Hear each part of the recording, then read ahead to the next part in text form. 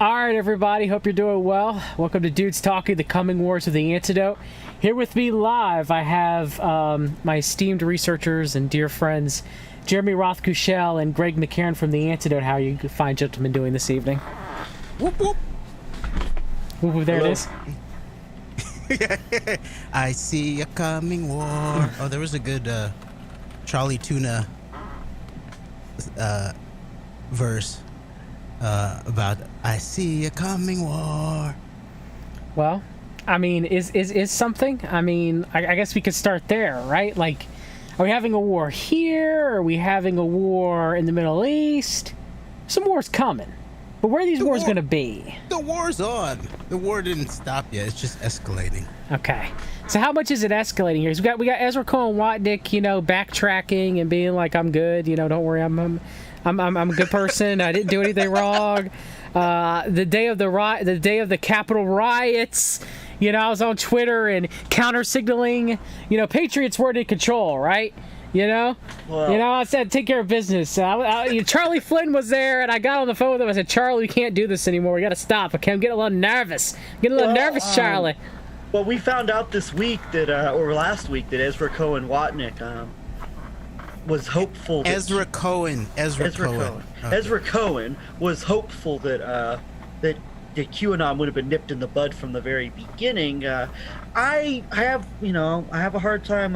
I kind of have a hard time believing that. Kind of as old Zan Overall would say about Mr. Bush, Mr. President in 9/11 out in Los Angeles. I have a hard time believing that based on yes, R.I.P. I have a hard time believing that based on the fact that I've heard Jerome Corsi, early InfoWars QAnon whisperers say that having Ezra Cohen in the Department of Justice is like having QAnon himself there, and the fact that I do believe that regardless of where Q actually started, and by the way, Jeremy, you sent me this we found this very, very detailed article that I have yet to finish reading. If we want, maybe we can bring that up later in the show, but that gets into some of the roots of QAnon. But I have a hard time believing at the very least there weren't people within the Flynn inner circle there, within the particularly within the National Security Council, that whole network that H.R. McMaster tried to root out, and ultimately I think lost his position as the campaign to remove him from National Security Advisor really kicked into high gears. I have a hard time believing that whole crew of people had no idea of what was going on, at the very least, with the whole Q operation and how it was being used. So now come on, Greg, come on. Ezra Cohen Watnick, he never had anything to do with this. I don't. Now I would say Jim Stewartson's going around and saying Ezra Cohen Watnick is Q, which is complete disinformation in my opinion. I've been waiting for the information of that. Though I think Ezra Cohen Watnick is well versed in the QAnon operation. Do not get me wrong. I don't think he is or was QAnon.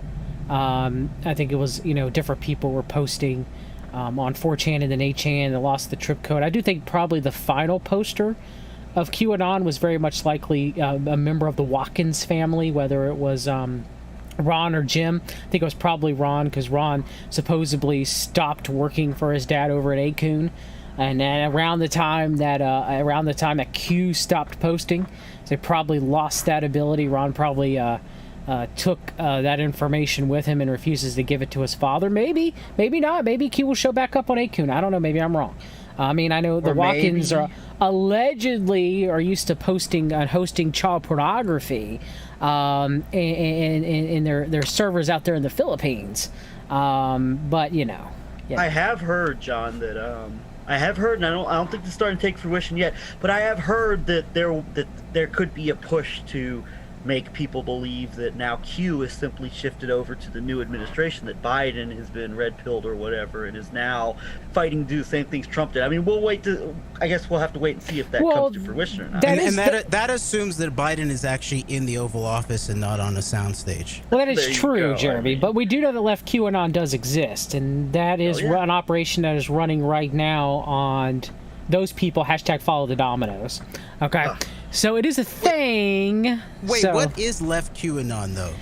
Okay, What so left QAnon is okay. So I heard rumors back when I used to frequent 4chan a lot more often than I did now. I mean, I've been going to 4chan off and on since 2003, since I was in high school. Okay, so it ain't like all of a sudden I started joining with the politics board. All right, so you know when I was a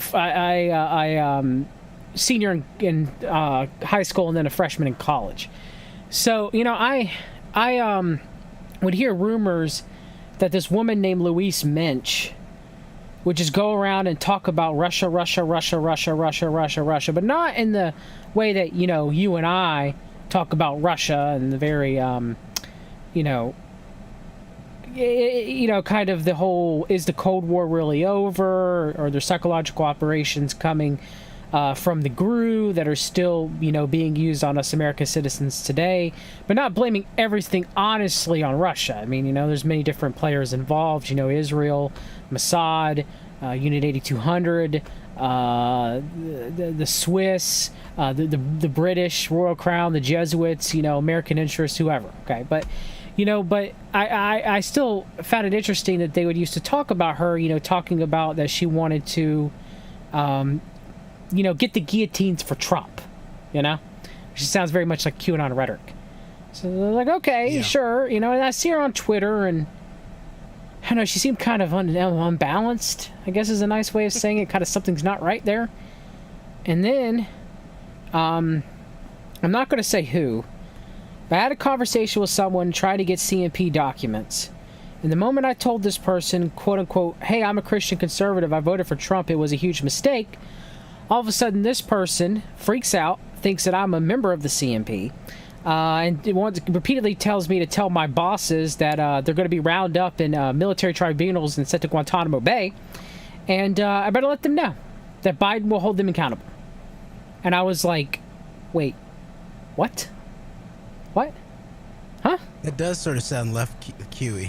And so their hashtag, as the person told me, was hashtag follow the dominoes. So I searched hashtag follow the dominoes on Twitter, and you get a few regular Q, you know. But hold on, Louise Mensch is pretty clearly some kind of Rupert Murdoch asset of some sort, it looks like. Well, I mean, yeah, but that would make sense of what left QAnon would be, right? Or these people that appear leftist, but they're really... Okay, it's the McChrystal side of things. You got the McChrystal side of things, and you got the Flynn side of things, all right? Let's try to find the tweet from Hamilton that pretty much sums it up, and he's 100% right about that. So, you know, I'm kind of looking at seeing what people that I follow that are on the left are tweeting about, what language they're using, and I'm kind of putting together kind of a left QAnon group. And then when Jim Stewartson made the tweet, it's our turn now. McChrystal's not actually a leftist. Well, true. You sort of mean like Democrat, Republican operatives, yes, in that under way, the guise yes. of one of these parties. Basically. Yes. Not so much that McChrystal's a progressive; he's not. But I meant like, as in like, he's been a lifelong Democrat. Okay, like in quotation marks, all right, like Flynn. So, but and who is likely to have assassinated Michael Hastings? Was it that crew, you think, or was I heard it's because he's doing a book on Clapper.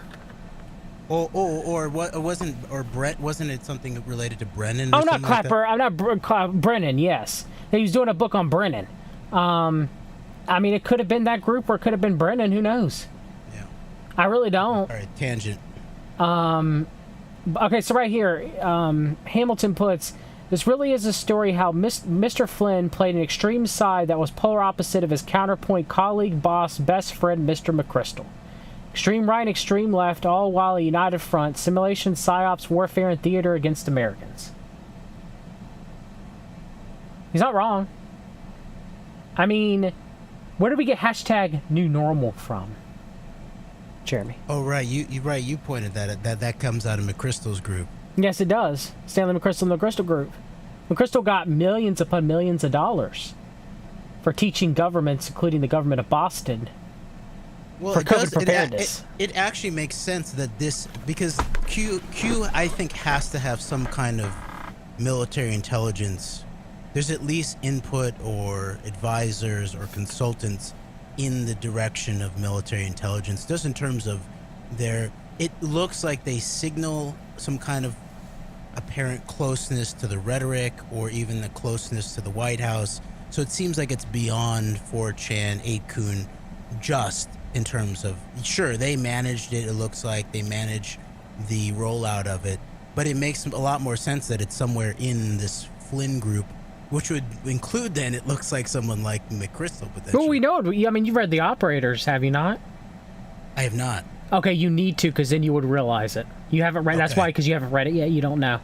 Okay, all right. When you read that book, you will see how close McChrystal and the Flynns were. I'm talking about blood brothers.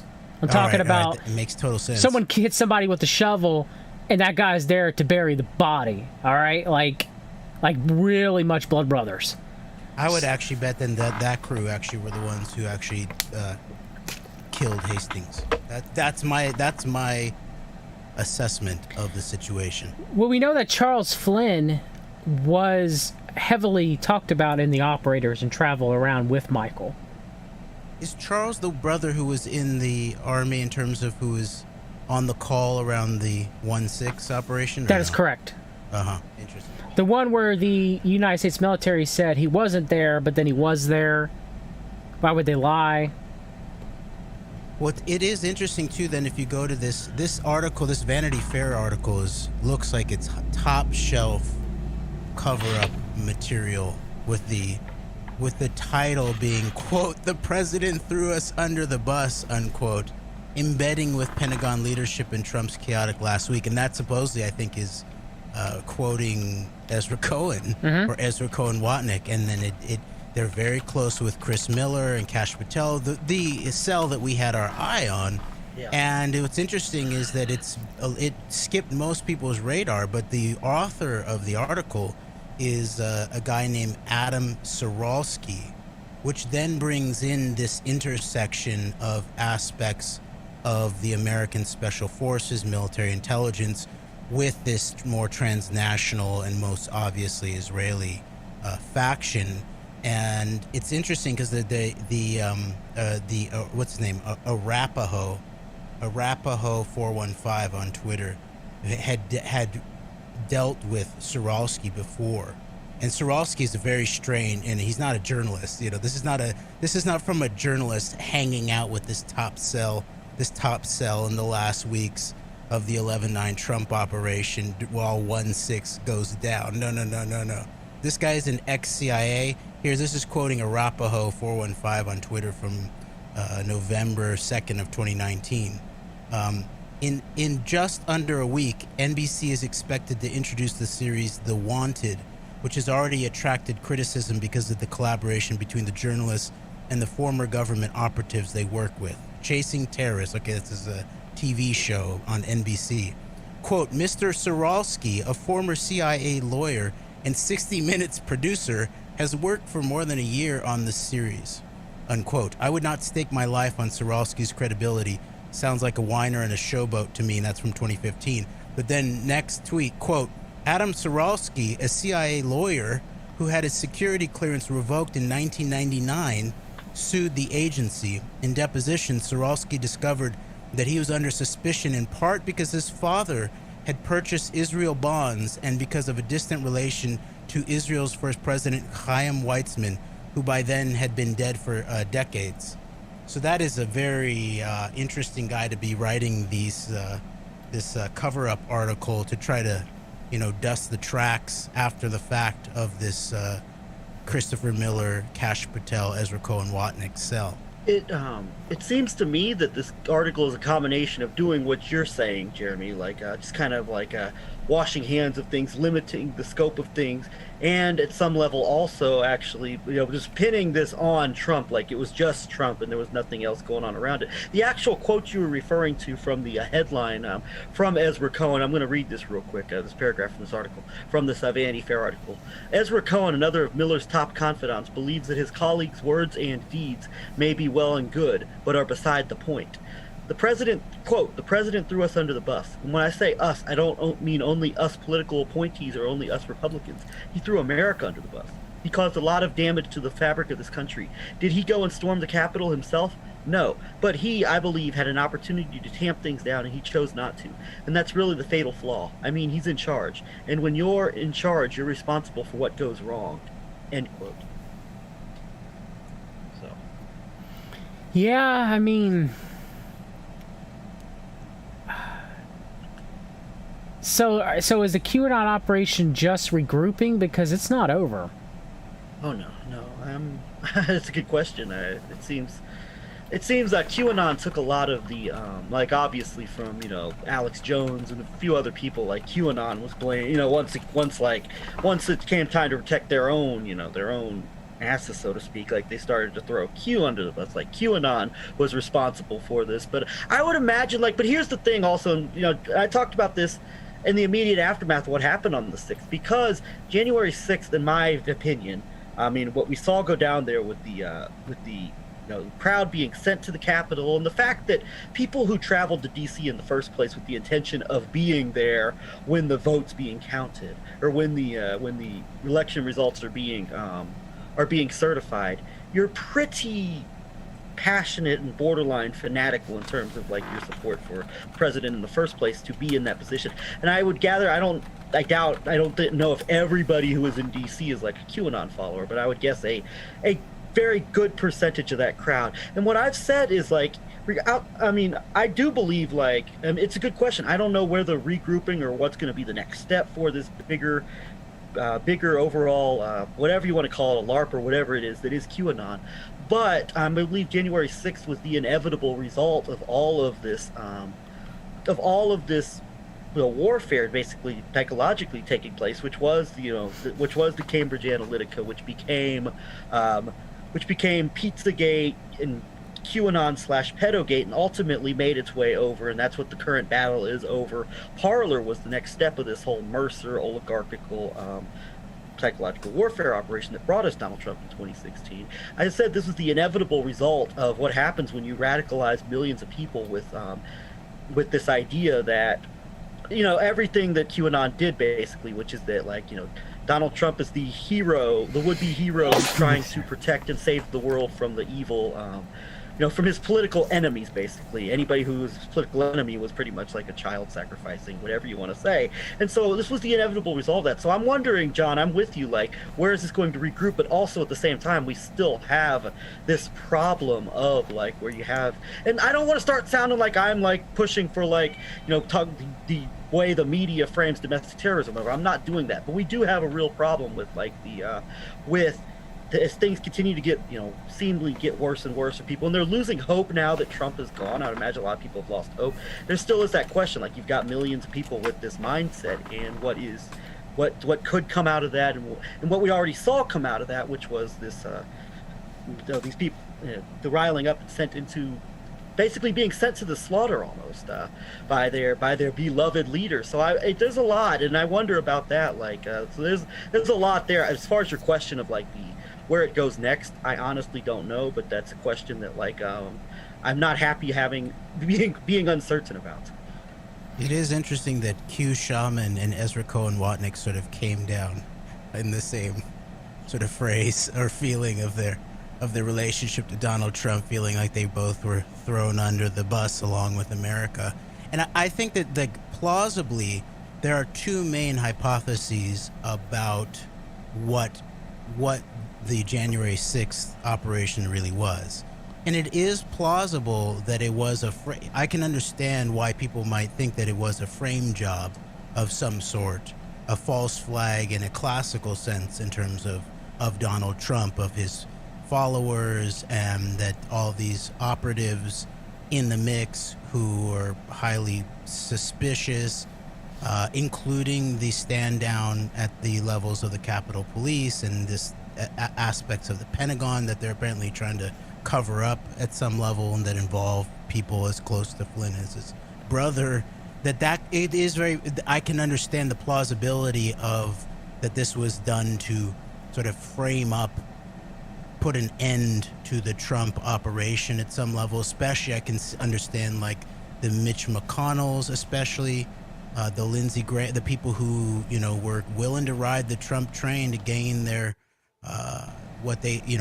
some of the things they wanted to get done, and but saw him as a deadweight asset by the end. But it more and more the evidence looks like it was what we and okay and yes there this question of these really the question of this background of Flynn and McChrystal and their party affiliation that is some data, and the party affiliation of someone like Lynn Wood, but also the background of what's her name, Sidney Powell. You know, this seems to go beyond just a question of like the Democrats framing the Republicans or Trump. That doesn't quite make sense to me. Mark, go for it. No, I was going to go ahead, Jerry. I'm sorry. I was going to read a comment that Mark had made. The Q shaman is an operator, never a regular citizen. He doesn't represent me any more than an Antifa beating a cop represents a typical Biden voter. Right, exactly. And I mean the actual national rhetoric, although I've heard like people even in like, you know, some of like the False Flag Weekly news group that, you know, that I used to host that show, co-host with Kevin Barrett in 2018, and had some interesting conversations there. But during the end years of the Trump era, it seems to have really devolved over there. And like we've heard stuff over there basically where insinuating that there is an actual plausible national level discourse to put 75 million Trump supporters on domestic terrorist lists, or to sort of just one step away from herding them into FEMA camps. And I'm not actually hearing that. I understand the danger of the moment, obviously the danger after post 9/11 and post anthrax in terms of the Patriot Act. It was serious. Okay, well, what about post Oklahoma City bombing, where, you know, Biden with Daschle make the 1995 Omnibus Terrorism Act, which never came to fruition. What was the bill in 1996 that changed rid of habeas corpus? Let me see. That one did. And Biden involved in both, you know, claiming to have been deeply involved in the writing of the Patriot Act. And then additionally, what you're talking about is very concerning in terms of Here we go. The background. Anti-Terrorism and Effective Death Penalty Act of 1996. That did pass. And that had bipartisanship backing. You had a Council for National Policy, Bob Dole. I'm Bob Dole. Bob Dole. Bob Dole. But, you know, it was a bipartisan act that came from that. And then you have, like you said, the Patriot Act, who, you know, Mark Visa Talk Live's brought great, you know, research to show that it's likely William Pelham Barr probably had some, you know, with Vet, I'm going to mispronounce his name, Vet Dye, I think. You know, Viet Gwyn. Yes, I can't remember his name. I think that's his name. Offhand, but yes, he had he was a protege through Barr, Kirkland and Ellis, and everything. So it's likely just as much Biden had to do with it, Barr had to do with it, likely too. Yeah, no, and Mark's research that I have not yet looked deeply into in terms of Barr's relationship to Section 230, which has been almost as much purposefully misunderstood and psyop during the Trump era in relationship to alleged First Amendment rights on these corporate platforms, and how to try to further build that out and protect that, points to that this Barr involvement in Trump is very much exactly in that realm there, in terms of this question of domestic terrorism laws in relationship to speech online. And so obviously we have to get very serious right now in terms of questions about protecting the First Amendment, defining the First Amendment. And so this also then goes back to then the other interpretation potentially of whether the entirety of the 11/9 Trump operation is really the false flag operation that came to a head on January 6th of 2021, which to me, that's what the data points to, including Q doesn't seem like it was just in place to ultimately then frame Trump to push him out of the way. No, Trump's presidency would not have survived in a mass political way without QAnon. There's no way. The folks, those of us who were beginning to really do the analysis about who installed Trump and why, and the network tracing analysis, we were beginning to already gain serious traction in terms of people beginning to understand who'd been duped by the Trump operation in 2016 by the time Q came along. And really, I mean, the data on this is just personally, Greg and I have so much data just from people who we know who are like 9/11 truthers, or what I referred to in terms of this false flag weekly news, although that was sort of not quite Q, but Q light, in the same way that early on in Trump it was alt-right and alt-light. There was that same thing going on. That is true.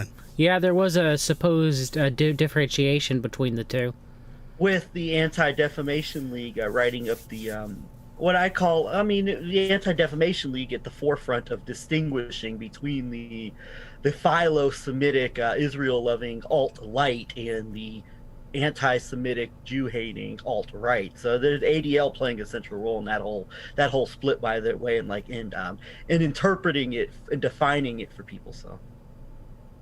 Yeah, and so it makes sense to me that from the data that we have, that there really was a push by some of the elements behind Trump to try to reinstall him, come hell or high water, really, and that for whatever combination of reasons, and it is possible that there's reasons that are of a higher architecture in terms of the power structure in the United States and globally. But for some reason, it quote unquote failed, and what happened on January 6th was that that moment. And so now I do think that and the question of the proper interpretation of those events, of what QAnon is, which was really the shock troops for being able to maintain such an obvious anti-American con job made for TV operation like Donald Trump as the great patriot, to maintain that beyond the first year of his administration. And when people begin to know more about the background of him and Epstein and the alleged teenage rapes and the entire background there, the closeness with the Russian-Israeli axis that the entirety of the so-called liberal and media establishment covered up in the run-up to the 2016 election. As talk about Katie Johnson? Who? Talk about Katie Johnson?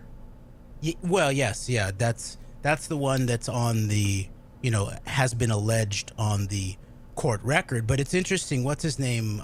Craig Unger, who wrote one of the better books, actually, about the background of basically House of Putin, House of Trump, or House of Trump, House of Putin, on Trump, Russia.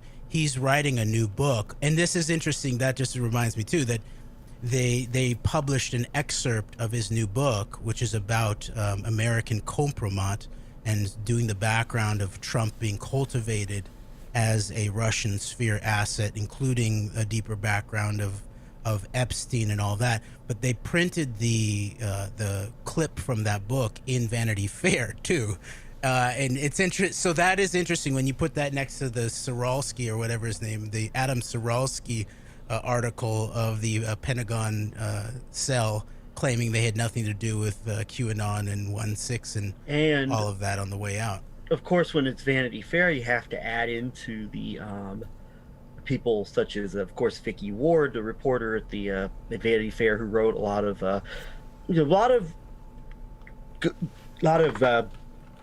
on the Epstein over the years, and of course her claim, everything from her claims of her editor Graydon Carter and threats allegedly being faced, to her family, all the way to Maria Farmer and Epstein saying that Vicky Ward at Vanity Fair was among the people who were standing her down and were actually impeached.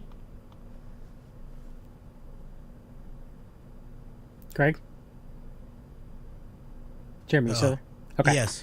Okay. I guess Greg can finish up. I guess when he gets back, one thing about Vicky Ward was that her ex-husband, I think it was his uncle was Conrad Black. That's pretty close. And so I don't trust anything that comes out. I mean, there's pictures of Vicky Ward after, her writing the Vanity Fair article with Ghislaine Maxwell. I'm sorry, how much of that did you get? Because I dropped off. You cut off a long time ago. Oh my gosh, I am so sorry. It's I was okay. making. About Vicky Ward. You were mentioning about Vicky Ward. And it was interesting with Vanity Fair and. But by the way, Greg, the 1,000 years of peace that QAnon installed has already begun. I was about to bring that up there because look how dominionist and how in that New Apostolic Reformation, and just how blatantly just heretical this is. QAnon and 1,000 years of peace, destroying the New World Order and taking the kingdom of Christ by force. Interesting. I don't know if this has anything to do with it, but Freedom Force, I think of G. Edward Griffin. Yeah, it does, and I tried to track down that lead. It doesn't. No, but it just reminded me of that. But that is so blasphemous. Greg, you take it, but I just want to point out it is so blasphemous to associate this with, some kind of security level clearance and then some kind of pornography shop. In terms of 8kun and 4chan and all that. Well, I mean, yeah, but I mean, when you're looking at this, I mean, first of all, Jesus takes his own kingdom. We don't take nothing. This is Seven Mountains Dominionism bullcrap. All right, so, and this has infiltrated all of QAnon. It is full of this, and people think it. I mean, so this book had to be taken down. So she had to go back and Melissa Red Pill the World had to go back and reframe it, which I'll show you. Hold on, there's something here that I saw a minute. A reflame war. Oh, look, we got Jubilee, Day of Atonement, September 28th, 2020, Gassara. So we got Gassara. Jubilee, you got dead Jubilee, y'all. Yo, dead my Jubilee. Iraqi dinars are in the mail, I'm sure. Yes, and John, thank you for... Go ahead. No, it's good. Well, go ahead, Greg. You go first. Oh, thank you for bringing the whole Gassara and Nasara thing back, because, I mean, when I first heard about that, I mean, that's just absurd and insane. And then, of course, you alerted me several months back that InfoWars was still pushing the Gassara thing among other places. And so, I mean, that whole thing, the fact that you already had that take place and that you had your, like, in the still budding, still rising, still growing internet before it became fully what it is today, the late 90s, early 2000s, you had that stuff running wild then, and even stuff around like theories about the September 11th, and who did and did not stand down, and who wasn't a great truth teller with relation to the resetting of the global currency, and now how that stuff's just able to bring its way back into the new narratives. I mean, it's crazy, but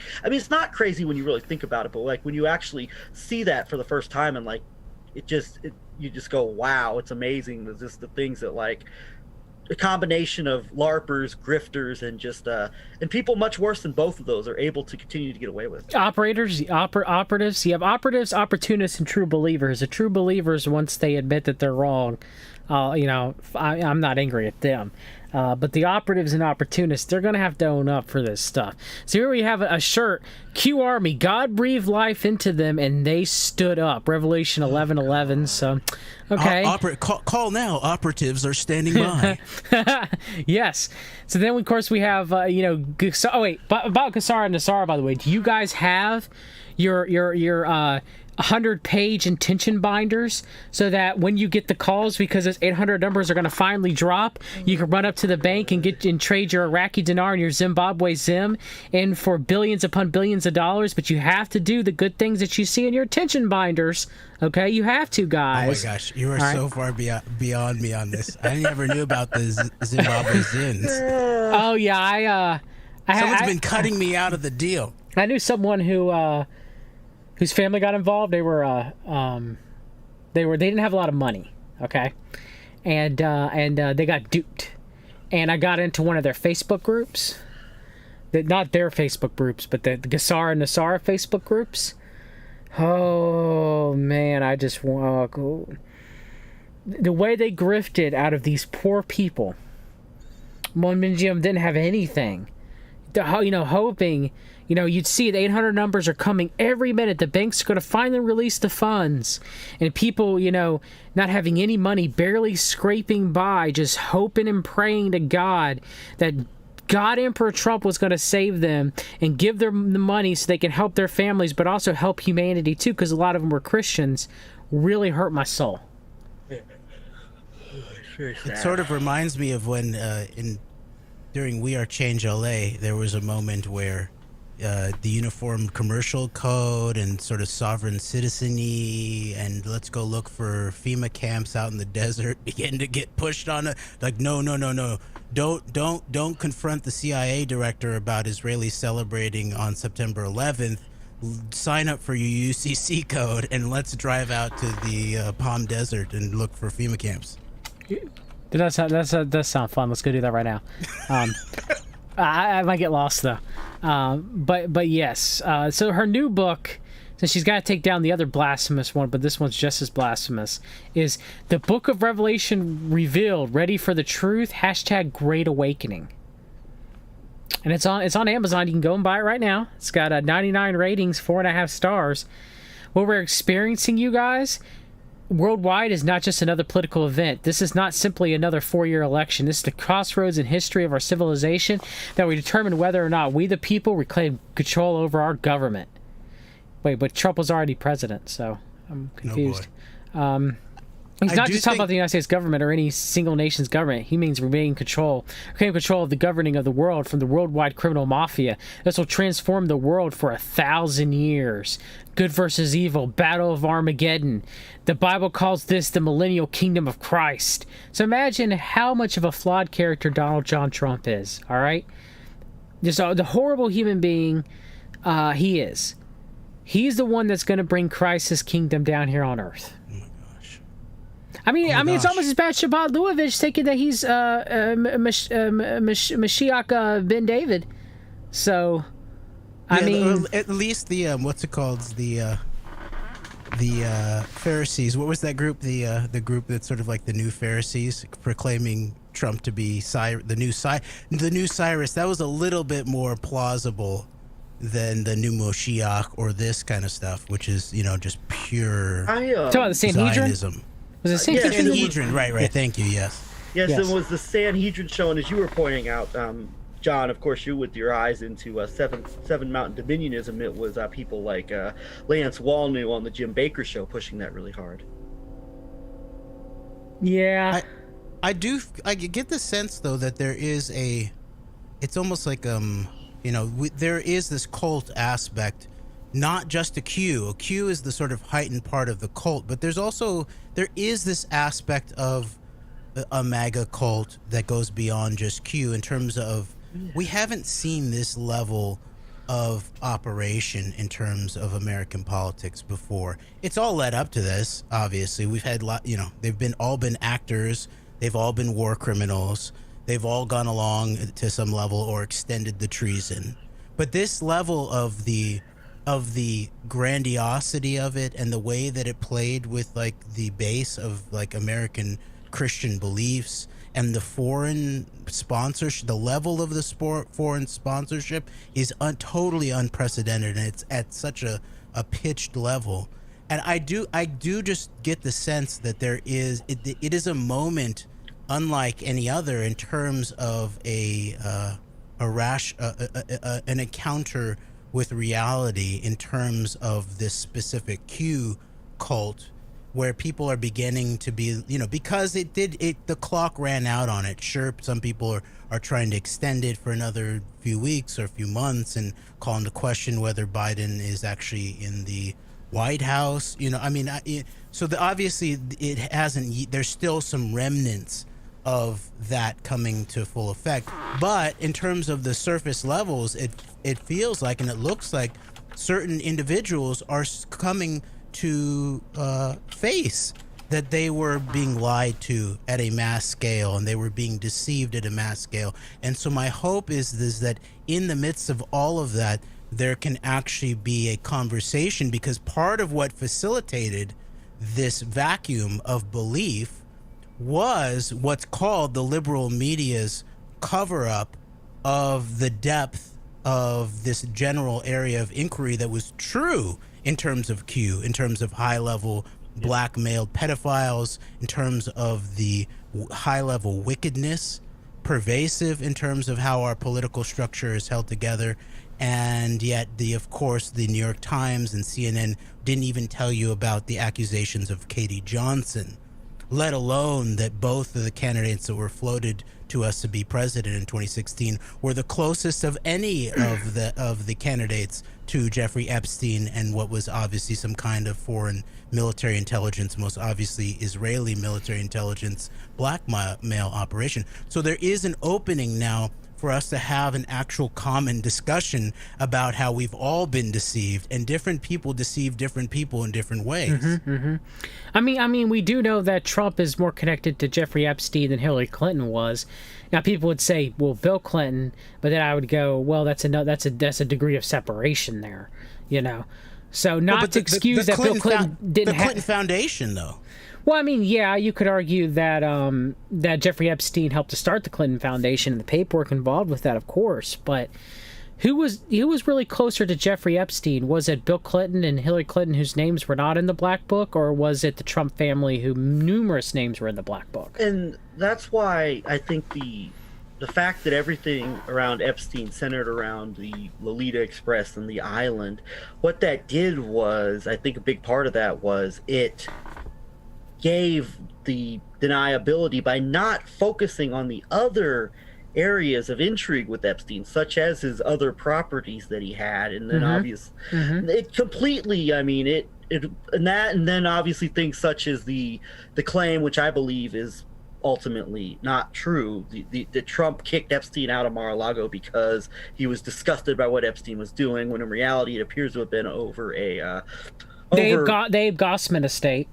Yes, indeed. And then the attorney coming out saying Trump cooperated with the authorities. Well, sure, Trump could have cooperated with the authorities on certain things after they had their falling out. Doesn't mean it was for good and noble reasons. But the focus over that's why everything from the 25-year history of building up with the Clintons and a lot of true theories about the Clintons combined with some things that were exaggerated about the Clintons over the course of 25 years. And then the elements of, as far as the Clintons being a proven corrupt political entity, and then you bring in the focus on Lolita Express and the private island, and Roger Stone being there in that central role on InfoWars to say that Donald Trump had nothing to do with this, it was all the Clintons.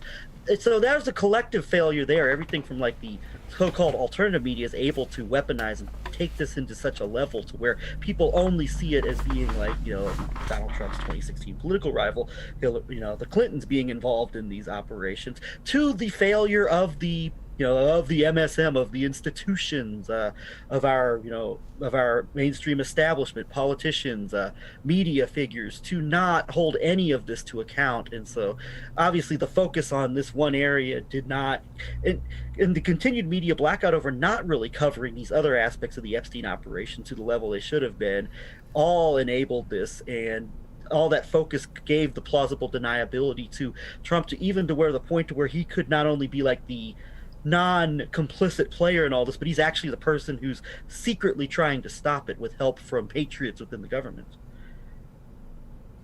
Yeah, that real estate deal pulls a lot of this together at some level too. You remember, because Wexner owned it before Gossman, actually, I think, and so it was went from Les Wexner to Abe Gossman, to this battle between Epstein and Trump. And what's interesting is it looks like that was actually the big reveal in that Vanity Fair piece from Craig Unger's soon coming book, American Compromise, is exactly what Greg was pointing towards there, in terms of that it was not, as was sold to the entire sort of Q and deeper MAGA army, about Trump outing Epstein because he's going to round up all of the pedophiles, as someone Greg used to joke about how they talked about it. But no, that this actually, and this segment from Unger actually suggests exactly that this might have been the direct cause of Trump ratting on Epstein to the police down in Florida was this issue over the land and Epstein getting uppity about Trump basically coming in and strong-arming that and then selling it off to Rybolovlev. Yeah, so let me ask you, double the money. What about Marion Trump Barry and the Seth Abramson theory that she owned it first? Oh, I hadn't heard that. That it went from Barry to Wexner to Gossman to Trump to Rybolovlev. Interesting. I didn't know that. I don't know if he's ever changed that information or not, but yes, at one time Marion Trump Barry was involved.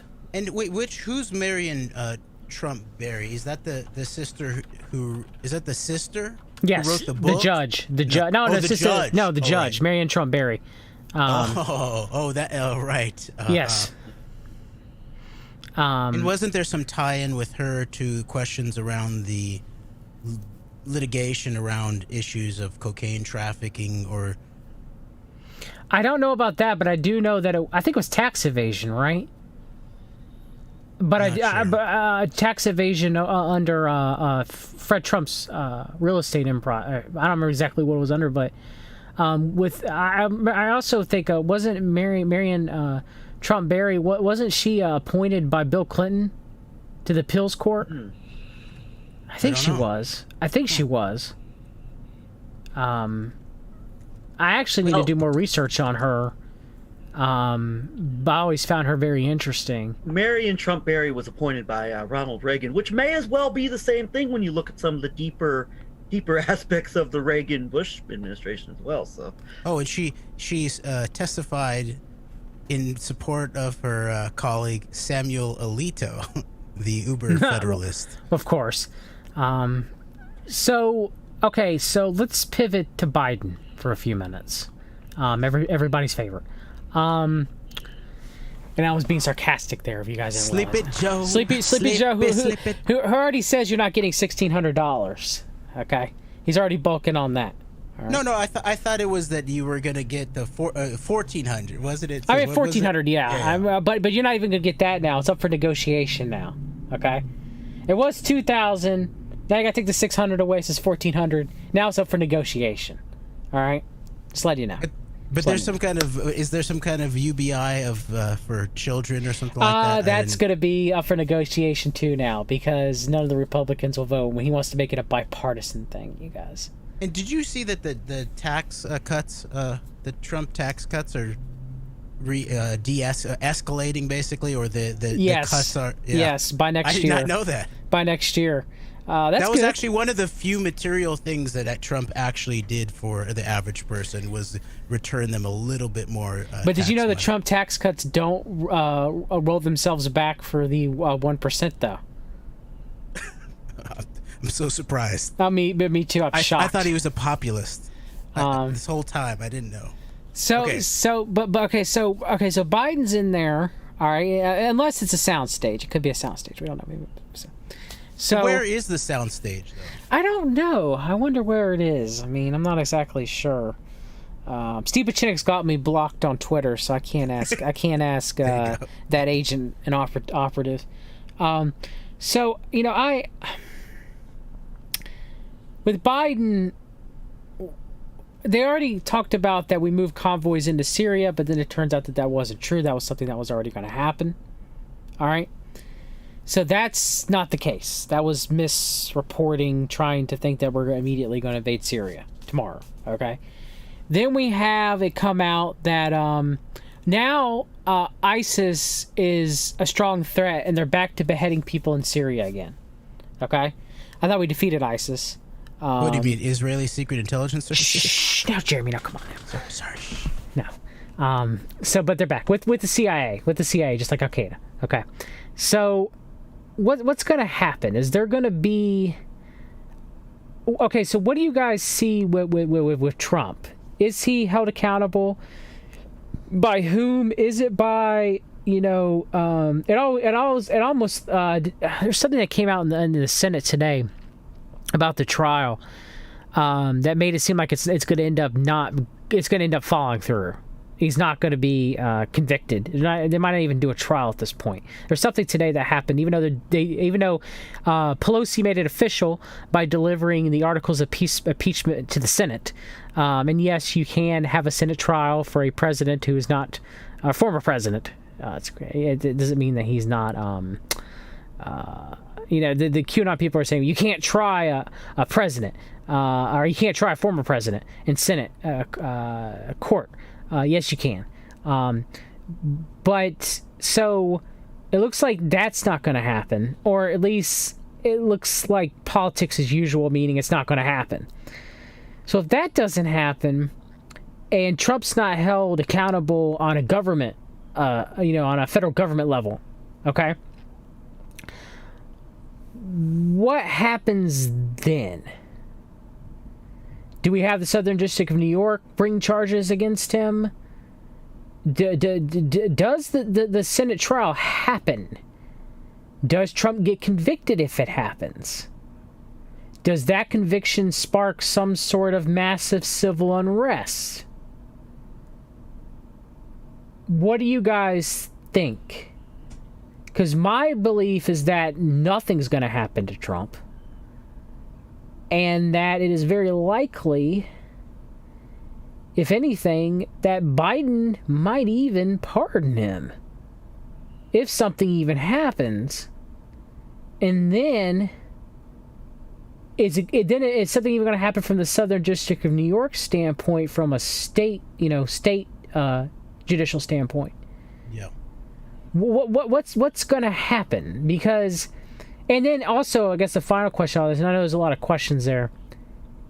Should anything happen on a federal level to Trump, or should anything happen to state level to Trump? All right, go ahead. Okay, here's what should happen, I think, is that there should be a proper impeachment where all of this whole Pentagon cell and Michael Flynn's brother and all of them and the head of the Capitol Hill police and all the Trump associates and even Alex Jones, everybody should be put under oath in relationship to, what he's been, the allegation against him in terms of the impeachment, right? Incitement, right? Incitement of insurrection, I think is the nature of the charge. And so it makes sense. I think the best thing for the country, now we rarely get these kinds of things in our country, and that's actually, I think, the bigger question for us moving forward under these, Biden years, is how we want to, what kind of country we want to recreate or resurrect or restore, and how we're going to do that beyond this two-party dictatorship.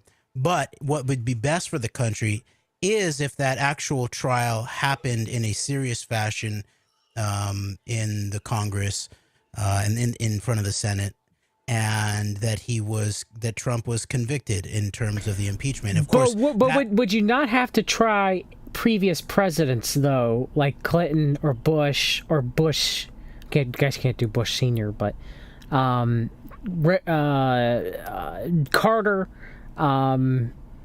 Obama.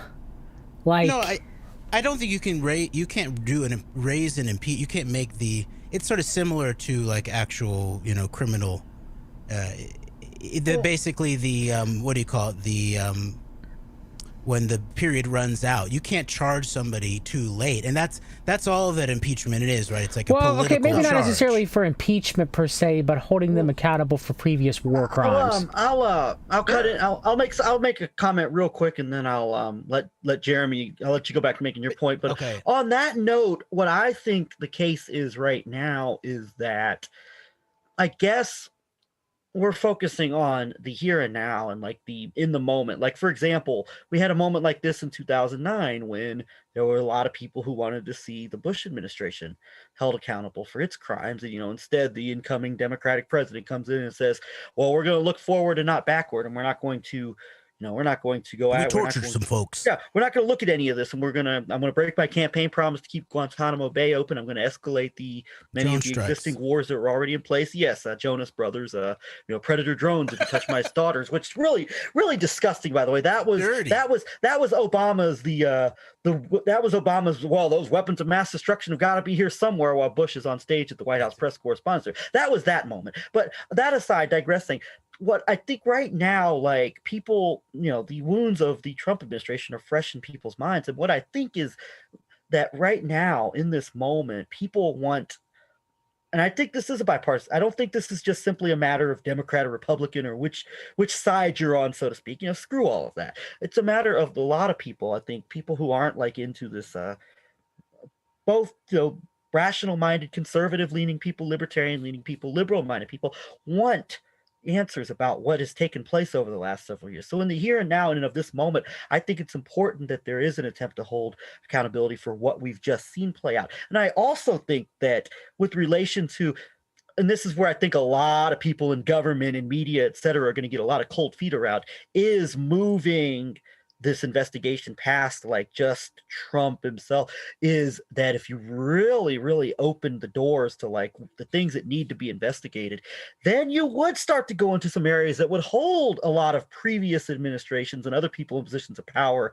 and within the institutions accountable for their own actions. So I look at it like this is something in the here and now that we need to deal with right now, what just went on, as well as a combination of a real, which by the way, I know it's a pipe dream to think we're going to get a real investigation, but at the same time though, even elements and aspects of the general public understanding a lot of the history, I think will lead to areas where people would start asking like accountability for some of these other things that have gone on as well. So that's my answer. And there is this moment too in terms of, I do want to return just to sort of what I think would be best in terms of both justice and for the country's full sake, in terms of the question of these different things that you pose, John, in terms of the different levels of, state versus federal criminal issues. But then impeachment is not as a non-criminal. It's a political accountability thing. It has certain material consequences if convicted, and which is why it might be really important to be done, that if it is the case that this long-term asset, Donald Trump, is actually planning to rebuild, and a quote-unquote patriot party and all of that, there is this danger that if he actually was guilty of incitement of insurrection, and by the way, that's why I think that it really is, there is a, it maybe it's be seen as sort of, rules and norms kind of thing, but the potential open incitement of political violence directly at the government, and sure, that needs to be weighed in terms of whether Trump's speech, whether he had intent in terms of inciting what actually happened and all of that. That should be weighed in terms of evidence and testimony and all that. But if it is the case that that was his intent and that's what he was actually involved in, then that is a level of crime that we haven't seen in terms of its openness. Sure, September 11th, the domestic false flags and any potential executive involvement, at the very least, in terms of the cover-up of those things, if not in sort of some of their networks in planning. And that is one of the things that we really need to dig deep on, the history of things like Oklahoma City in relationship to Biden and where we are right now. But I just do think that it makes sense for there to be a serious impeachment trial, and if guilty of incitement, convicted, and then that has the political consequences of where Donald Trump can't run again. He's not covered under. He's not going to get intelligence briefings. He's not going to get Secret Service, and we don't have. He can after that at a federal level. I actually don't think he should or is going to be federally charged criminally. I think Merrick Garland, who Biden is bringing in, is a big red flag. He's already countered. On Twitter actually had indicated that I had missed that. He's already counter signaled Jeremy. Garland? Yes. I would imagine. that he was involved potentially in the wake of Oklahoma City and that potential cover up. So that speaks to something really deep in terms of moves to actually cover up 1/6 then too. So let me ask you this. We know no one's going to be held accountable for anything because that's how it works. But let me ask you though, Jeremy, honest question. Was Trump the puppet or the puppeteer of 1/6? I think it's not. It's neither. He was involved. He had some intent. He had motive. There's tons of motive. He had, and this is why I think that what's going on with this Ezra Cohen, Watnick, Kash Patel, Christopher Miller being portrayed by an apparent sort of potentially, outed from the CIA Israeli for some kind of Israeli connections, potentially involved in Hollywood guy, that there is serious concern about the operations that they were involved in. Trump installed them. Trump knew he was exposed because of the kinds of things that you're saying in terms of the state level. Once you get down to Southern District, New York, and you're dealing with things like they're all up in his taxes, and it's been whispered that he potentially self-pardoned, but of course those pardons only cover federal crimes. And so he knew he was exposed at the state level, and people were beginning to dig into his stuff. And he had even gotten to the, sure, is it possible that he's sort of like a spent asset, and that he was drawn into helping incite 1/6 because some people wanted a clean break? You might call it an American clean break from the 11/9 Trump MAGA operation. Sure, he's definitely being treated. I mean, is it possible? Is it possible that they were just like, hey, we need you to go out, we'll let you go out there and be an asshole, and just say whatever you want, and we'll just see where it goes, Or is it possible that people were just saying things to Trump to get him to? I'm not saying Trump is blameless in all this. Don't get me wrong. All right.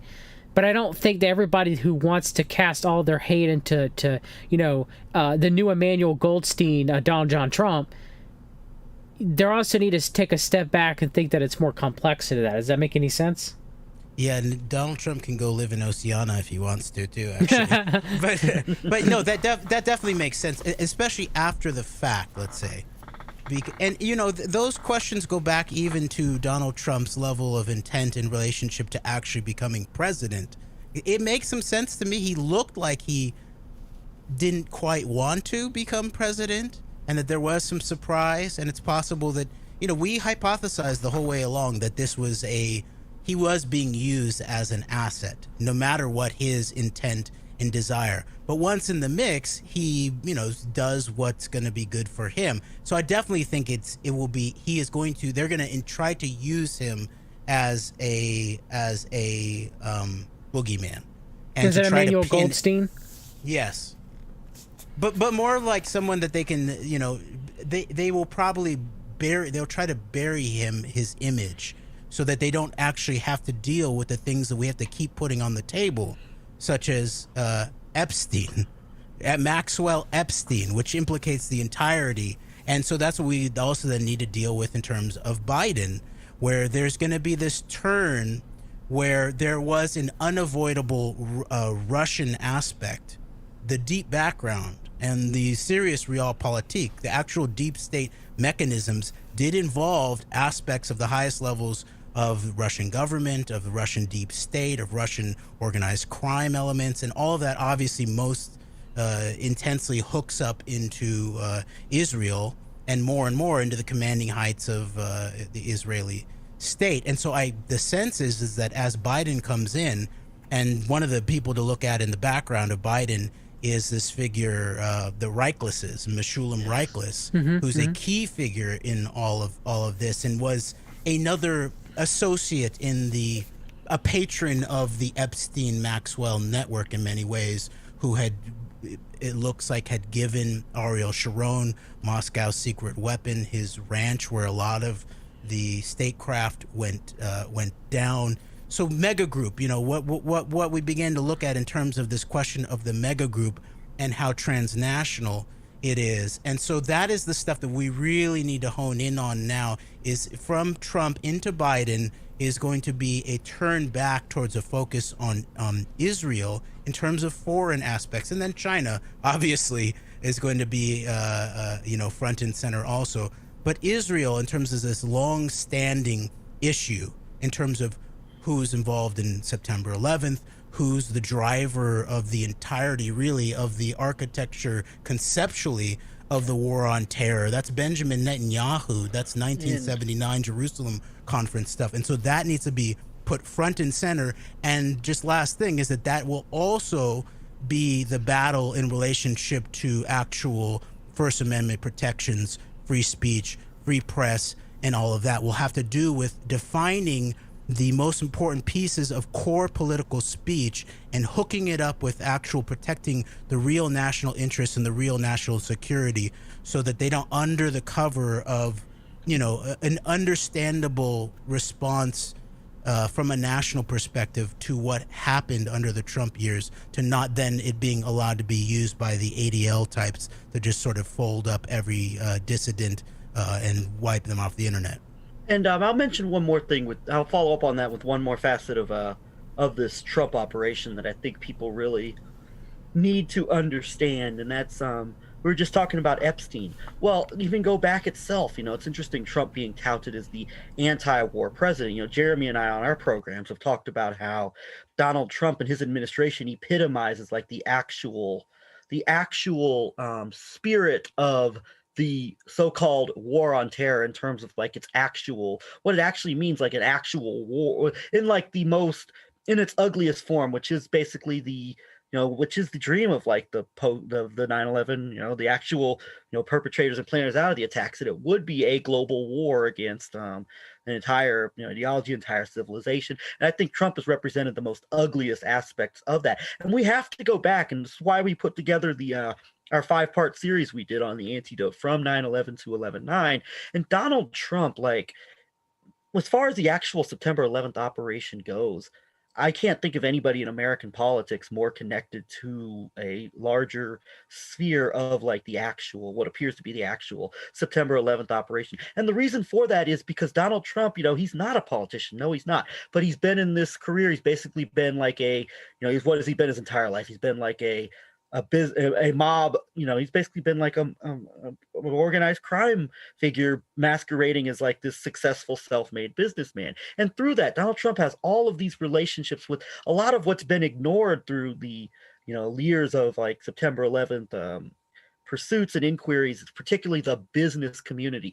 Go look at Donald Trump's connections and the connections of many of the people behind Donald Trump particularly on a global level, particularly as it relates to this organized crime syndicate, this global organized crime syndicate rooted out of the former Soviet Union, and the relationships to the people on the ground in New York who were involved in in making the financial transactions that resulted in Larry Silverstein having the control of the World Trade Center towers. And even go and look at the Trump relationship with Donald Trump and Rudy Giuliani, the point man on the ground in New York on September 11th, and Giuliani's central role in all things related to the Trump investigation and the focus on Ukraine as it relates to, and the post-election. I mean, Giuliani, continuing to make calls to congressmen to stall the certification, even after the White House after the Capitol was already stormed. So you'll find also with this Trump operation, another thing that I think makes it unique is just like the depths of not just perhaps maybe receiving money from somebody like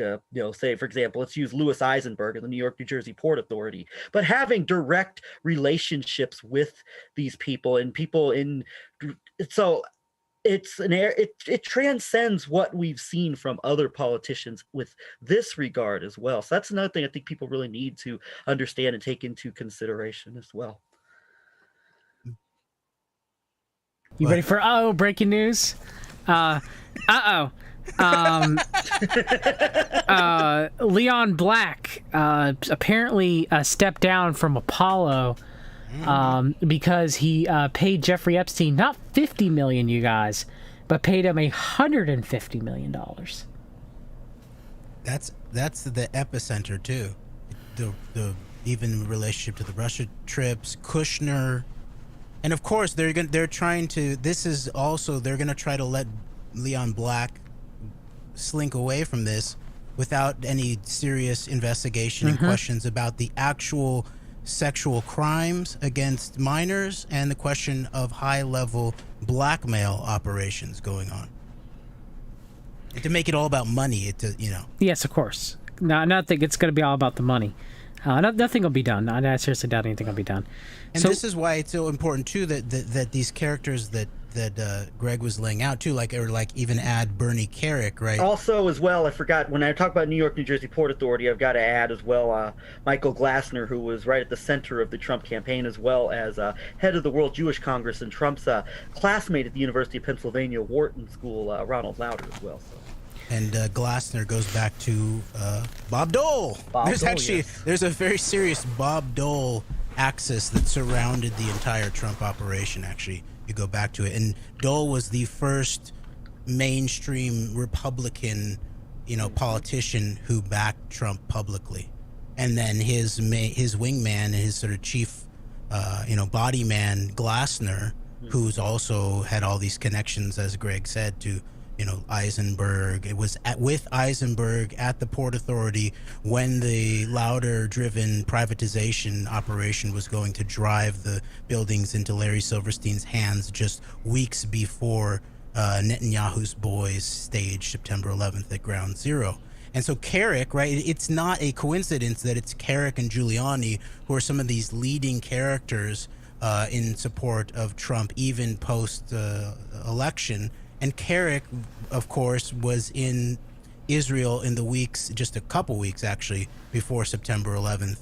And you remember that he now, Jeremy. Now I don't mean to cut you off now, but come on, Bernard Carrick, he's our guy, right? I mean, he's working with Rudolph Giuliani and getting all the dirty deets on the Hunter Biden laptop. Now I'm working with Pandemic War Room with Stephen K. Bannon. I mean, come on. But Bannon says Davos and Kissinger. Oh, we're not going to go there.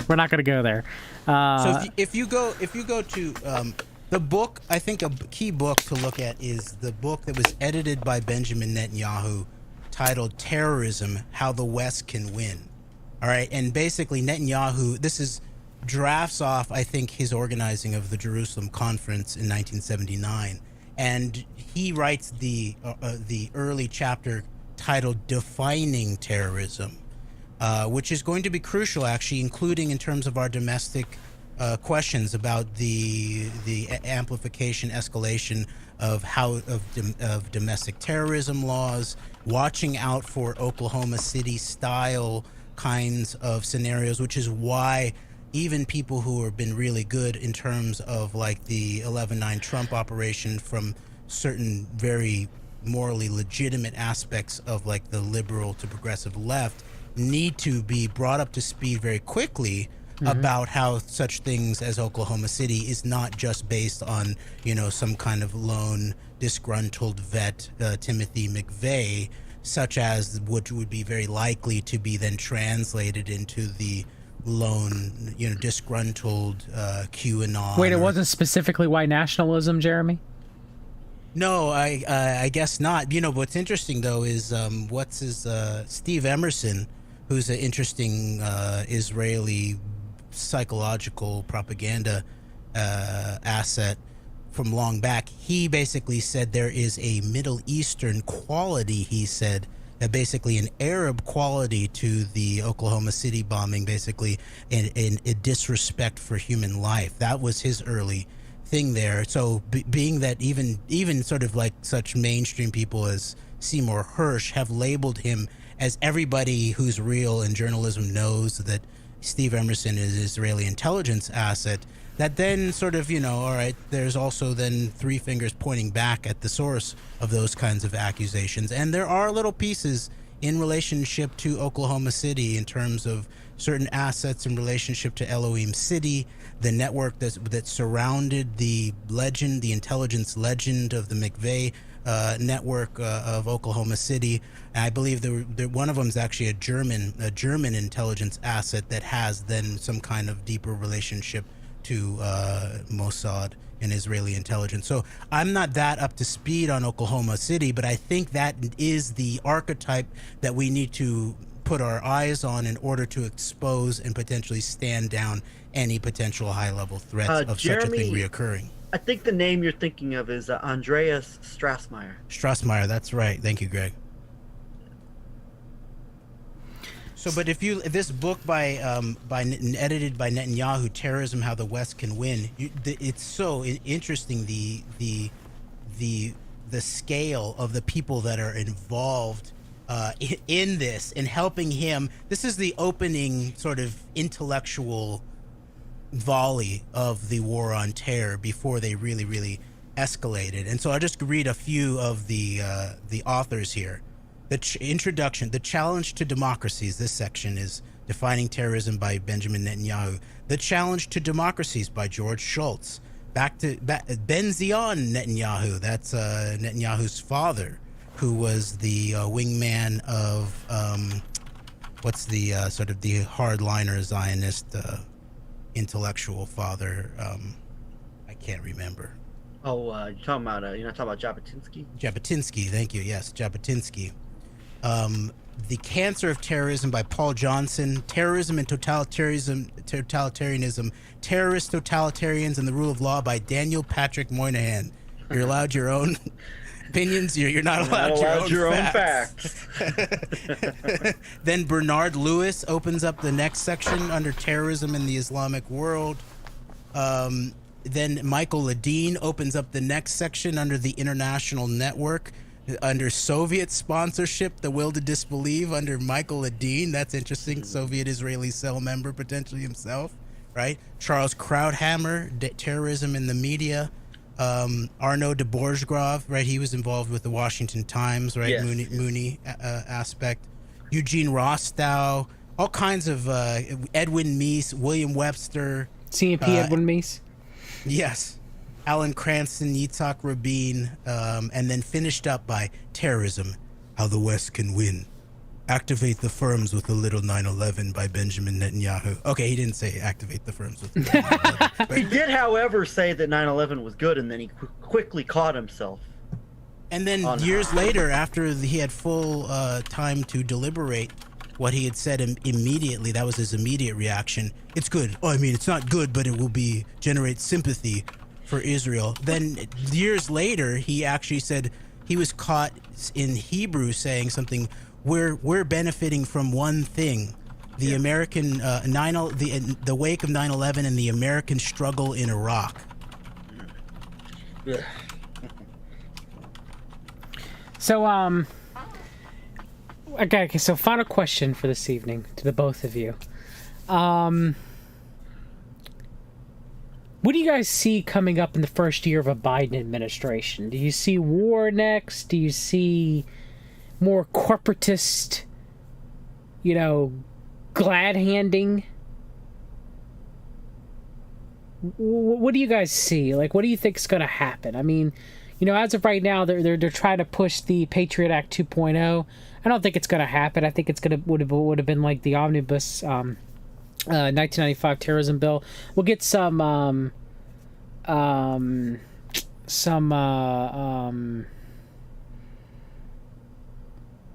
Patriot Act 2 light.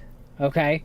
So what do you guys think is going to happen? I mean, so far we get, Biden signing a flurry of executive orders. I guess progressives aren't going to get everything that their little hearts desire, right? It is corn pop. I mean, what can I say? So where are we? Where are we going with the Biden administration in the first year? Certain things will be re-normalized, I imagine. Obviously, there's a lot, especially around the pandemic, even just all of the moves that are at the same time in terms of the World Health Organization down cycling the PCR test cycles to a more reasonable area. The push in some of the their COVID plan towards things like, using the Defense Production Act for things such as PPE, the encouraging of N95 masks, and oh, they ain't rapid- encouraging 95 crap. What I haven't seen that. I've seen them talk about regular masks or double up on your cotton masks. The double up thing I've been hearing, there was like, the N95 and then a cotton on top of that or something. No, like I'm hearing cotton on cotton too. Well, yeah, that's Or because polypropylene on polypropylene, but yeah. the richest country in the world couldn't figure out how to protect its people. So, but I think that those are actually the shadow side of the quote unquote response to COVID under Biden is going to be some of the most dangerous stuff, like the pushes towards the international, health passports, the digitalization. They are going to the question of facilitating remember what the strategic Ministry of Strategic Affairs in Israel talks about civil assassinations. And so that is one of the concerns, I think, that will very likely, if it's not, focused on in a very concentrated and ethical way to back off the ADL types, there is going to be there's going to be a lot of that kind of push and unplatforming and desocializing people and all of that.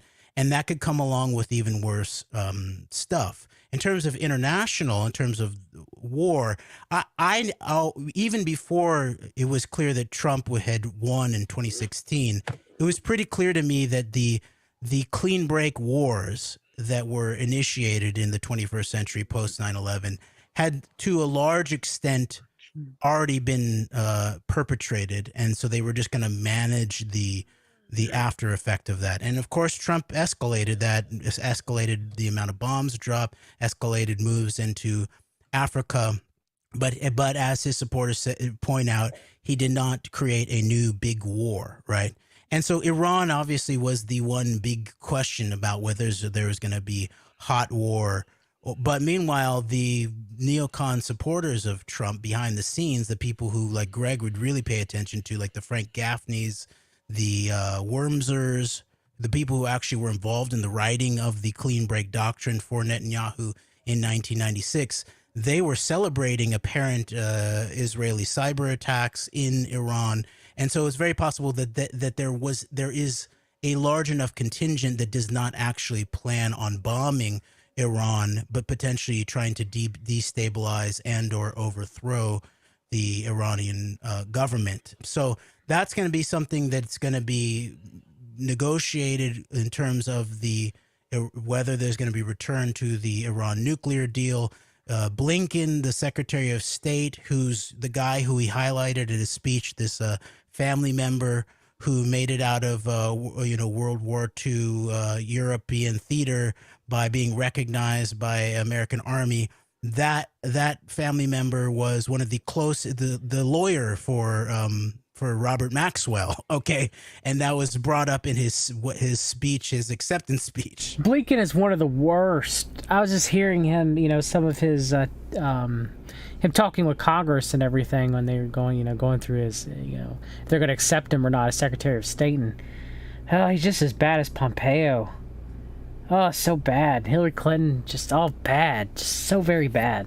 He's not quite as bad as Pompeo in terms of, like, Iran, I would say. Well, not in terms of Iran, but I'm talking about just in terms of him being... Everything else? Sure. The status quo of everything. He basically agreed with Lindsey Graham on every single one of Lindsey Graham's questions. How do you feel about China? Yeah, we should be tough on China. How do you feel about Qasem Soleimani? Yeah, we should have killed Qasem Soleimani. That was right. How do you feel about Libya? We came, he saw, he died. I mean, literally, that's what it was. I do want to point out in terms of this relationship of China to the head of national intelligence, Avril Haines, who was, Central Intelligence, helped define under Obama, basically set up the assassination matrix under Obama. And yet, some people see it as bringing some law to the situation. Greg and I had pointed out that the Obama quote unquote solution to not having lots of people more and more building up more and more detainees, infinite detentions in Guantanamo, was to basically vaporize people at the source in terms of these drone strikes.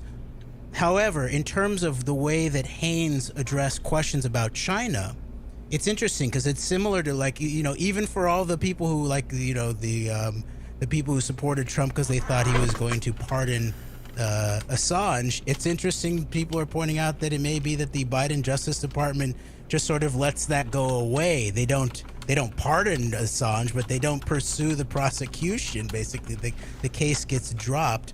That's interesting. And so also in relationship to Russia, the Biden administration has angered a lot of people by basically saying we're going to re-up the nuclear treaty with Russia to stop the next generation of nuclear weapons from being fully deployed, while also doing investigations into the background of Russian intelligence, Russian cyber, Russian involvement, and from anywhere from 11/9 to 1/6 and all of that. And so that's an interesting kind of balanced approach that seems much more related to American involvement in the world in a more balanced fashion. And that obviously, I mean, Greg and I have begun looking into, everyone was saying, like, for people like Aaron Mate were saying that all of these Trump sort of being hard on Putin by getting the America out of these nuclear deals, that we actually think it probably served Putin's long-term major nuclear geostrategic interest, that is the next generation hypersonic nukes is a place where Putin has a much better seat at the table than he does in terms of 20th century SALT treaty style or, you know, mass military forces approach to geopolitics and the, you know, geostrategy of nuclear conflict and all of that. Okay, so then last thing is that in terms of China, the way that Haynes answered the China question is she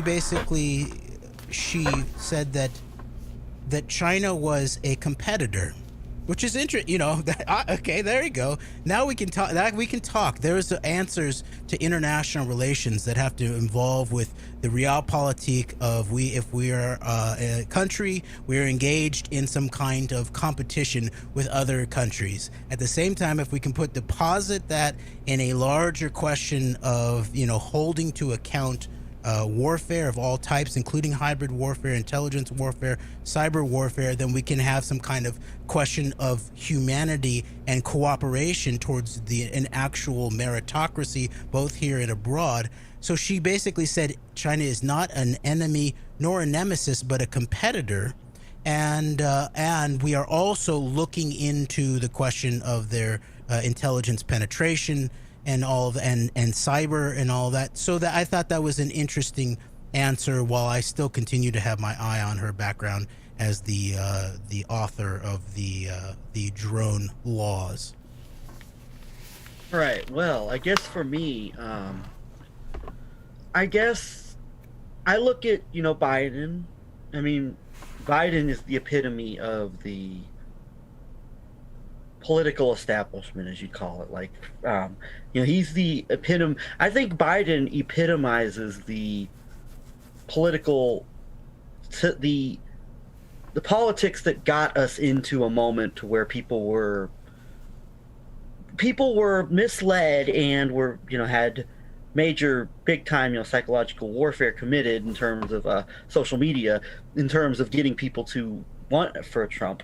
But ultimately, he represents the policies and he represents the political establishment that made somebody like a Donald Trump possible. So with Biden and Harris coming in, I look at it as almost like, and maybe in our escalated, maybe in terms of the way, you know, the divisions have been escalated in our society, maybe this will turn out to be wrong. But you know, I'm always open to you know, evolving my perspective on things as time goes on here. It's one of the things that we try to pride ourselves on doing, all of us. And but at the moment, with the incoming of the new administration, and, you know, still, like, we're still grateful that even after the events of the 6th, that, like, nothing serious went down, at least publicly, that we know of physically, between the 6th and the 20th. And so, you know, thankful, you know, for that. And that's an area where, like, we had never, I think, in our modern history been able to like have all this shroud of mystery surrounding an actual presidential transition, which,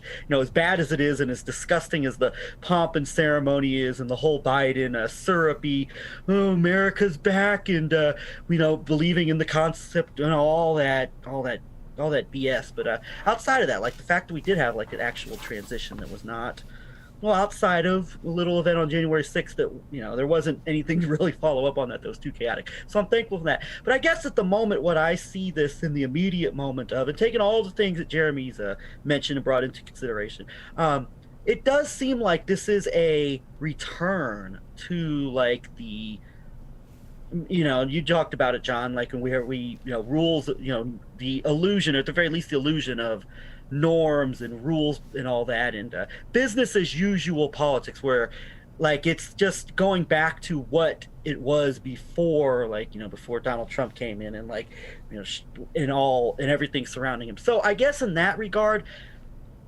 I don't want to go back to that. It's not desirable or ideal, because it's what brought us to the boiling points that our society had reached in order to bring the Trump and all the problems with Trump into office. But I guess at this moment, and this is where we might disagree, but Jeremy and I have talked about this concept a lot privately among ourselves, is that we have no delusions about like the corruption and the complicity and the criminality of the the American establishment system, so to speak, in terms of our politicians and all this and that. And Biden, as I said, epitomizes that rot in our political system that has been there for so long. But at the same time, we've talked about this, and with all of what we talked about in terms of like the foreign component of like the Trump operation, basically this foreign element completely coming in with the worst of the domestic controlled, fake right that we've talked about so much, respectively, the Council for National Policy and all of its ensuing satellite networks and all of that. Whereas like this was a uniquely, between the things we talked about before, things we talked about on our show, things that a lot of other people talk about, not just us. This was a uniquely, I think, foreign operation in a lot of ways with the Trump administration. So I guess the way that Jeremy and I have described it, and feel free to disagree about this, is that like, well, yeah, these guys are still, they're bad apples still. They're still bad people, they're not, but they're our bad guys, so to speak. And so like, I feel like with this coming into play, like I think, and there's questions, and I know there's more. Now, Greg, I'm a proud Zionist Biden. Now, come on, now. Sorry, I understand that. No, but I just want to point out, Greg, I think this is a good new level of distinction in terms of the question that will be moving forward. And we've read the documents, analyses. Is he our guy? No, he's not our guy, but is he our bad guy? And so, yes, and I guess that's my point, and is that like, I think that what we saw with the Trump operation was with all of the players surrounding it. And it's not to say, obviously, as we call the world order, as we call it, and that there's not. I think though there was a distinctly hostile foreign nature to this administration, at the very least with Biden. There's a chance like to where like it will, and that's why it's important, even if you think it's like a show trial or whatever accountability needs to be held for other presidents previously. That's why it's important. And we can't trust Joe Biden to do it. We can't trust pretty much anybody in his administration to do it. We can't even trust like the media to do it, so to speak. But we still at the very least need to have like something happen publicly to where information can be given to people about what went on, and also yeah, but how trustworthy is that information going to be? Well, that's where I think that's a good point, but I think that, and that's why, but also though you have to just, but I think that's where the void comes in, where a lot of, and this is the power of the internet, is that a lot of research and a lot of information that goes outside of the realms of the legacy media and government as you know it. But I guess my point would be, to finalize this, is that I'm not happy that this is what we've got in place now, but for reasons that Jeremy and I have talked about so much, we I don't look at this as a, it's not a, that's not a lesser evil of anything like that. I don't like to play the game of lesser evils or anything like that. But I look at this as almost like this is a, like I'm glad that like what was just in there is out, and it means, but at the very least, like going back to like the idea of our guys, our bad guys, so to speak, like they believe, at least like it seems to me, that like this apparatus believes in some very twisted version of like America, so to speak. But there is like the standards and norms presentation of America, I guess. But I am just, at the end of the day, I feel like that there's a chance to like where we don't have this this overtly hostile element of these of what I believe is a long-term foreign operation to that the particularly looking at like this, the CNP side of things combined with the worst elements of what of Trump's background, an operation onto America that I described in a phone call I made into C-SPAN at the beginning of December 2020 regarding like the takeover of the GOP by this commonality of the worst, the Council for National Policy apparatus, and this international global component that Donald Trump represents. And so I think, at the very least, like the question of like our bad guys versus not our bad guys, so to speak, our in quotation, that's kind of how I'm looking at it in this immediate moment. And as I said, I'm open as time goes on, seeing what actually comes out of this, to evolving that perspective. But at the moment, that's where I am at this moment. And I could be completely wrong about that, but that's just how I see it right now. So it's our United States bad guys versus foreign interest bad guys. So. And when I say America, and one more thing, when I say America, this is not our ideal version of Americanism. Oh, God, no. As I said, it's a very twisted idea of like, but it's the idea of like those who actually want to use like their power for some twisted version of like American power on a global level versus those who just want to completely, like what we've identified with like the Trump foreign policy, which is just to completely allow like these foreign actors to basically take power in these areas, like the illusion of ending wars, which is reality, just allowing these vacuums to take over and replace the American presence, combined with destabilization tactics to destroy the country from within at the same time going on.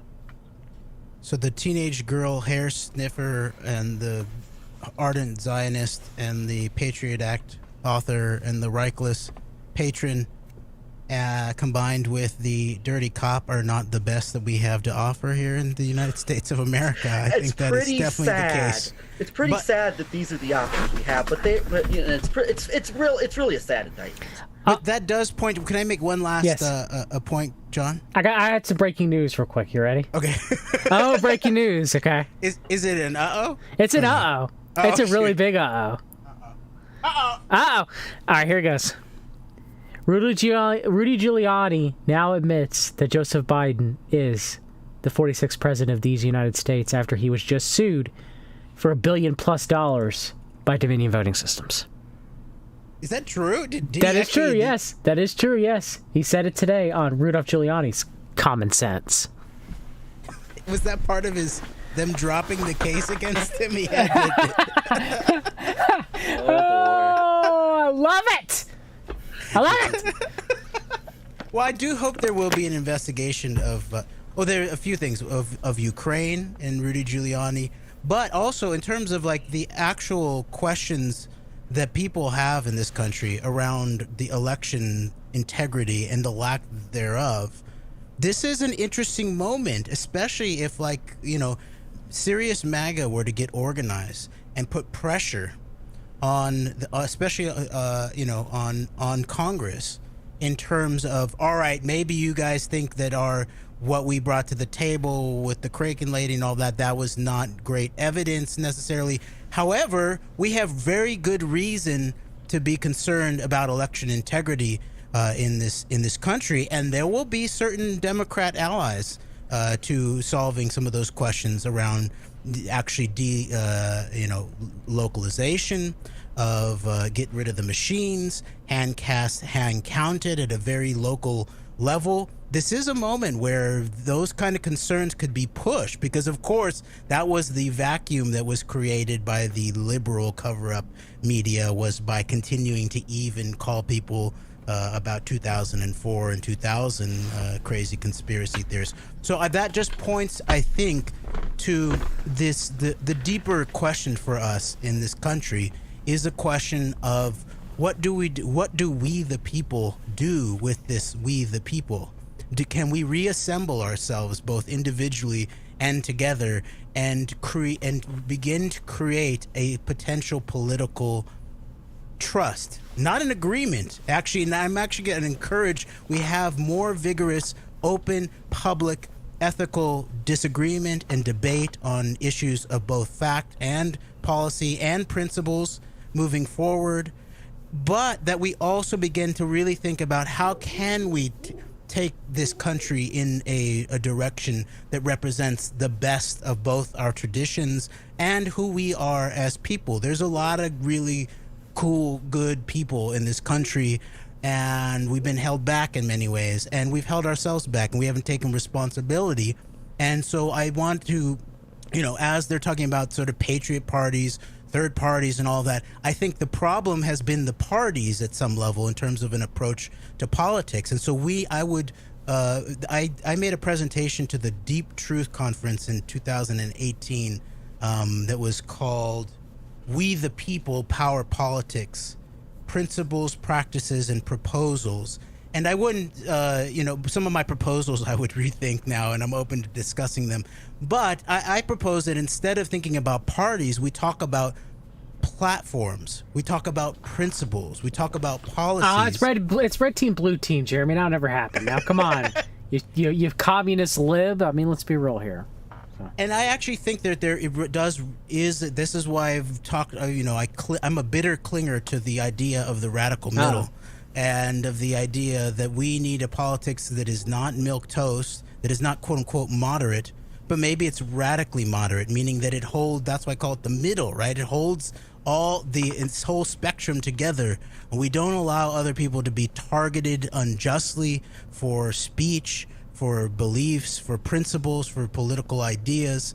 And we begin to have a conversation where politics is not about compromise, but it's actually about synergistic solutions where the best of the cooperative intelligence actually leads, quote unquote, both sides, which is obviously a simplistic basic bitch geometry in terms of what actually exists in reality, but that there is a possibility here for us to create a conversation amongst we the people that can then be escalated upwards through both in a parallel fashion in terms of the question of the assembly is actually a very powerful political establishment in terms of the First Amendment that is usually not thought about, but we have to escalate the assembly as basically a parallel democratic structure in this country, along with a constitutional republic rule of law approach to representative government that can be scaled on up from the most local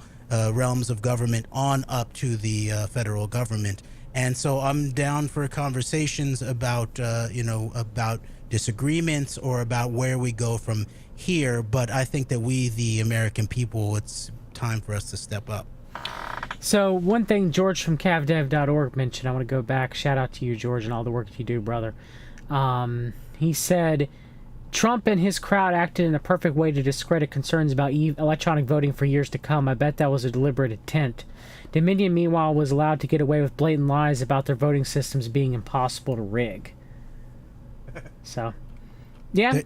No, Dominions are our guys, I thought. No?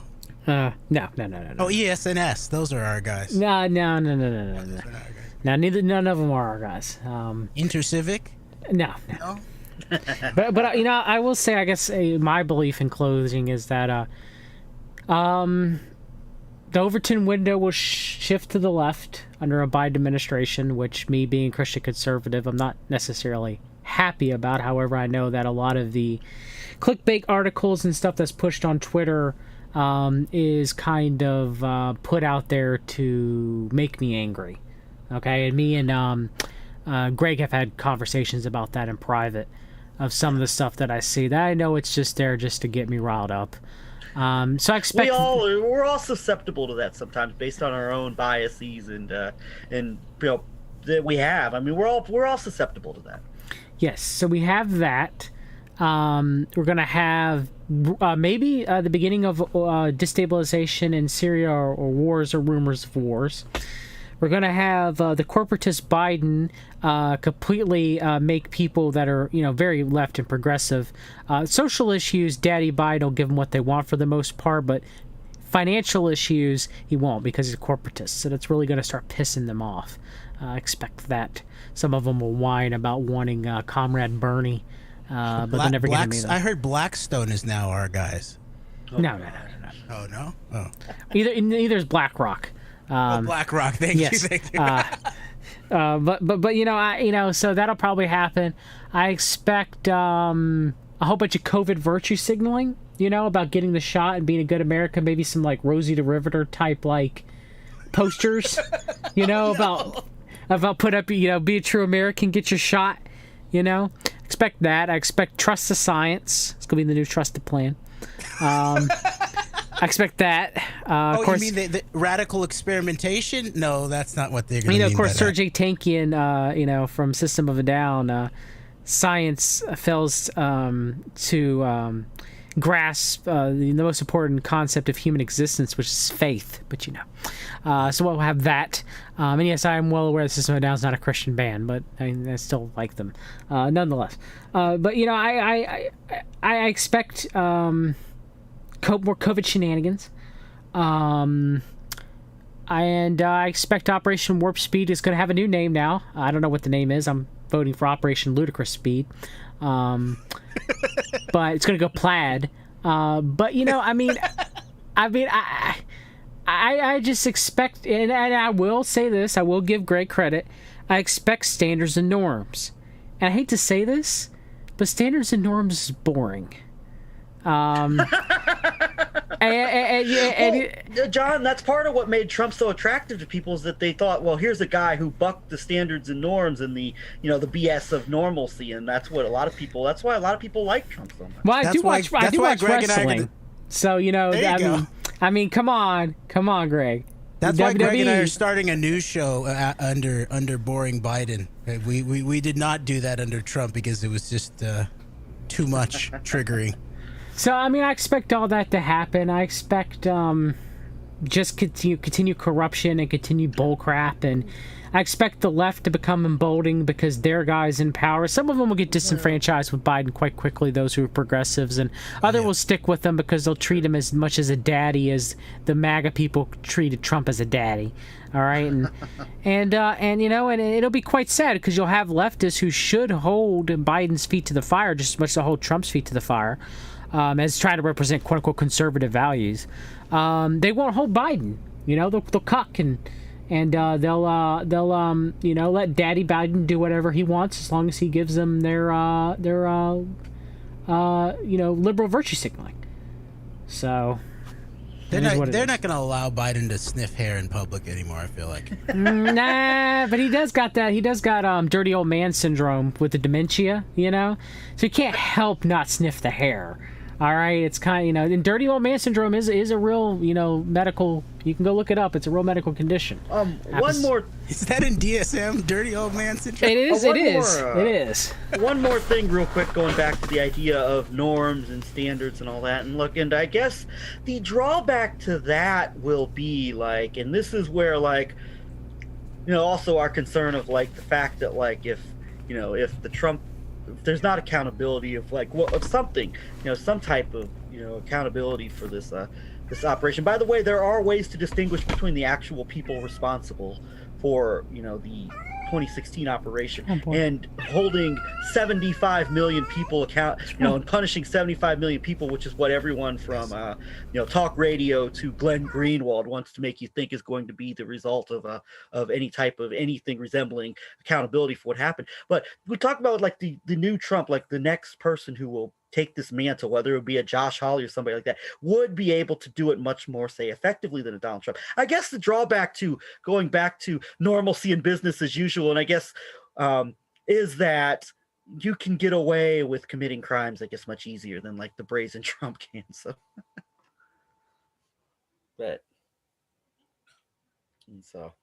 you go back to I mean, they kept the lid on a bunch of Trump criminality, actually. Well, that's I think, true, and though, so as that I well. think that's the myth of the Trump era, is that he was being held accountable. Well, I he wasn't guess, held though, accountable for anything. I guess though, but I guess there's a disgusting element to like the level of normalcy, because quote unquote normalcy is what we had during the Bush administration, with all that horrible things going on. So it's like it has its drawbacks. Like chaos, but ultimately, like you might think like chaos is like some type of welcomed alternative, and we saw that it's not. But like there's definitely drawbacks to normalcy as well. That's the boiling pot with the frogs in it, is based on the new normal and adjusting to the new normal. So this is why we need to seize the moment to I'm gonna say it, stay woke. Stay woke. Hashtag stay woke. All right, everybody, I got to get going. My cat just coughed up a major hairball in the shed, so I gotta clean this up. So. All right, everybody. I would definitely want to thank Jeremy and Greg from the Antedote. You guys should subscribe. Most of you guys already listened to them anyway.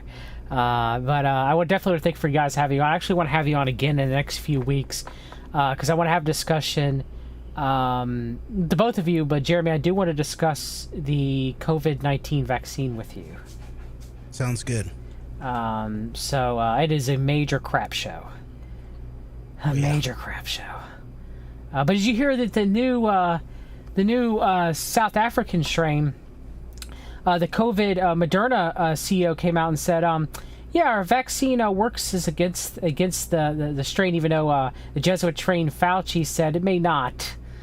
So I wonder what testing they did. I wonder what testing was done. California has a new indigenous. What are they calling the strains? Mutants. Yeah, something like that. X-Men COVID. Yeah, something like that. And now, are all these strains, have they been created? Or are these just being newly released strains? Or are they actually evolving? I don't know that actual question. It could be. You could consider either one or the or. Maybe we can talk about that in a couple weeks. Yes, we can. Anything to say? Real quick closing, Greg? No, thanks, John, and I'm glad to have this. I'm glad to have these conversations, and I'm happy that you're out there with your platform. And we need voices for some semblance of like sanity and some semblance of like of the truth and calling things as we see them in this era when there's just so much. And so, thank you, John. Thank you.